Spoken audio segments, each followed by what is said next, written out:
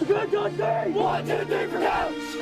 It's been difficult, but we have so much more to play for than we ever have before. On January 25th, Mansfield and the state of Missouri lost a Hall of Famer. He never complained. I mean, he was just an example of how to fight cancer. I mean, he fought it with a tenacity that unlike anybody I've ever seen. He showed us a fight and how to persevere through adversity. Doug Jones was diagnosed with brain cancer in late 2015. He battled the disease for more than a year with trademark toughness, vowing to fight like a lion. He said, no matter what happens with me, boys, it'll be all okay.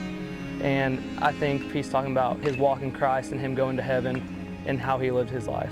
Coach Jones left behind more than 700 wins, 22 district titles, 2 state championships, and he also left more than 20 players and coaches who had to play the first season of Mansfield baseball without number 1 since 1988. His son Colton joined the team staff and learned even more about his dad. I didn't realize how big of a legend he was until the passing, and what he has built at Mansfield is nobody around has it. Coach Jones is buried in a cemetery overlooking Doug Jones Field. And this is an unthinkable scenario for a group of kids to face. But these Lions kept right on stepping for their coach. Coach said, make a run at conference, district, make a run at state, and it means everything, meeting his goal. Mansfield defended their district championship and then followed it up with a string of focused performances, dominating their way to the state title game. We were relentless every at-bat, and he instilled that mentality into us from my freshman year. Their personality reflected him directly.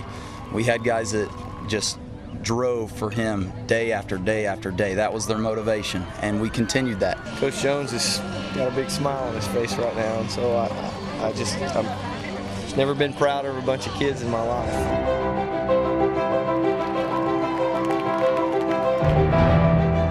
Mansfield beat Canton 16-3 for their first state title since Jones won 2 in a row in '95 and '96. Coach Jones said our freshman year we were going to be the ones that take him to the promised land, and we did. Most of Mansfield was in O'Fallon with them, as was Doug's wife Colleen and his mother Avenel. The team hung Coach Jones' jacket up in their dugout during the season.